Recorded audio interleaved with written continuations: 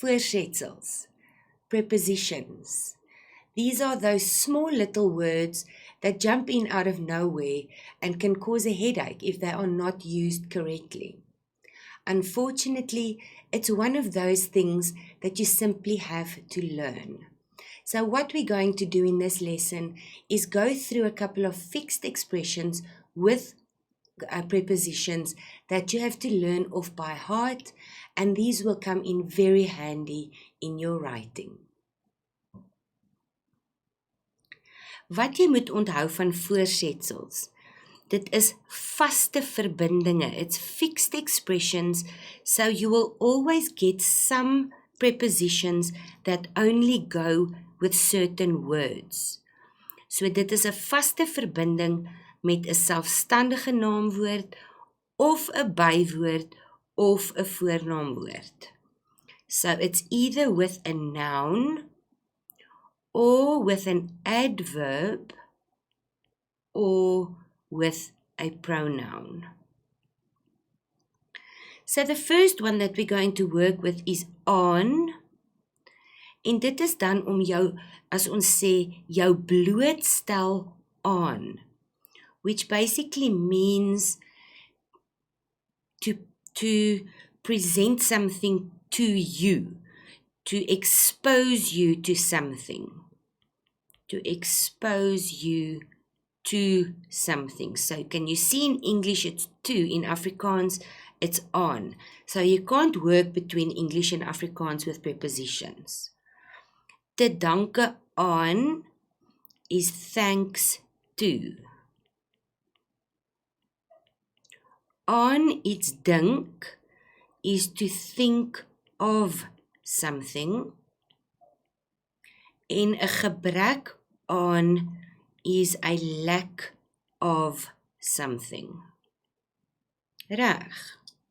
Dit is dan voorsetsels aan.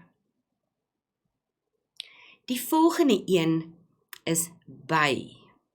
As ons sê ek gaan by jou kuier, which simply in English is I am going to visit you.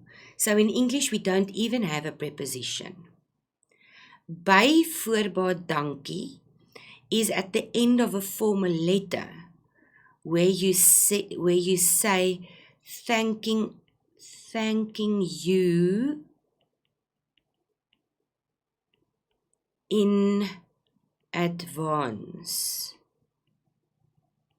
That's what by voorbaat dankie means. Bepaal jou by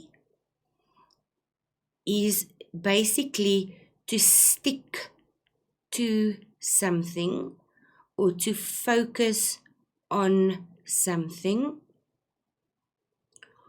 Om en by is translated as roughly. If I'm going to come to your house and I say ek sal daar wees, ek sal om en by 4 uur daar wees, I will be there roughly around 4 o'clock. Reg. Ons volgende voorsetsel is in. As jy iets in ag neem, to take something into consideration. In die toekoms means in future. In die wolke wees is to be very happy about something. In die wolke wees is almost to say you're on cloud 9. I'm very happy about something. So that's not really, it's a fixed expression in Afrikaans, like an idiom. In iets glo is to believe in something. And that's one of the few cases where the Afrikaans and the English correspond. Dan kry ons met. Wanneer ons sê met ander woorde, in other words. Reg. Met vakansie gaan means to go on holiday. So and they are now also accepting op vakansie in Afrikaans. So it can basically be met vakansie or op vakansie. That has now also been accepted. Wanneer ons sê met opset, bedoel ons something has been done on purpose. En wanneer ons met verlof gaan, it means I am going on leave or I am taking leave.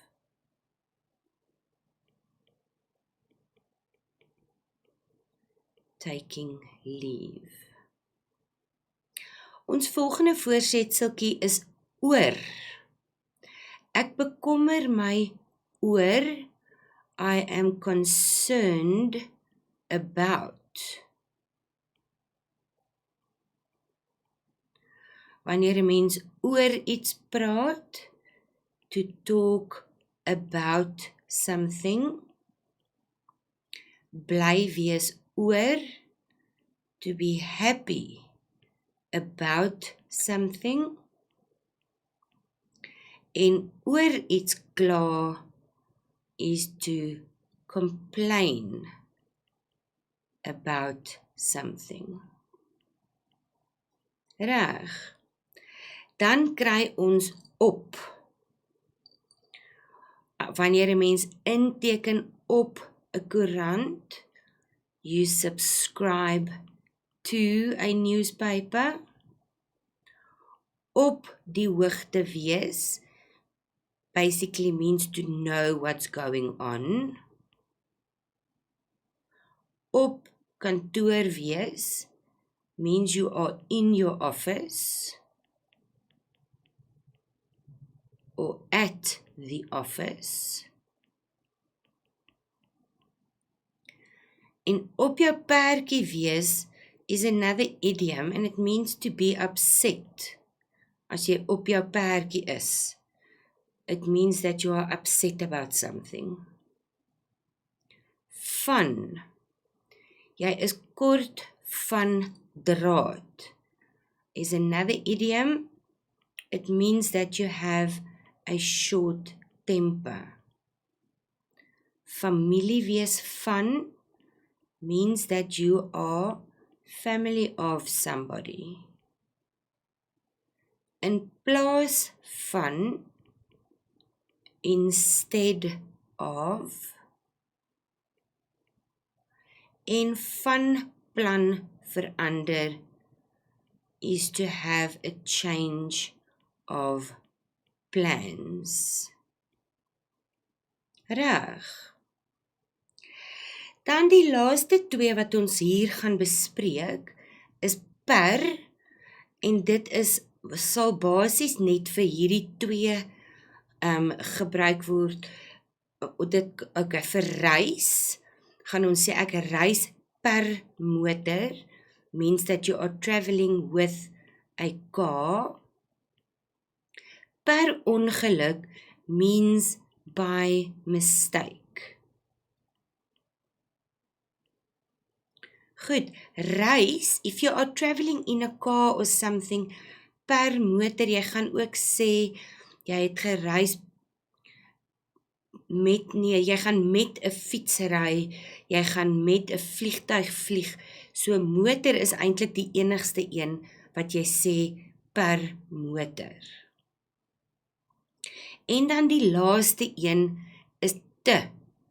Dit is wanneer jy loop iewers heen te voet, is if you are traveling by foot. In other words, you are walking somewhere. And then om te is our infinitive form. And that is the other place that you will find the te. So what I suggest you do is that you study these fixed ones and then also check back in your handbook and study guide where and how to use your prepositions properly.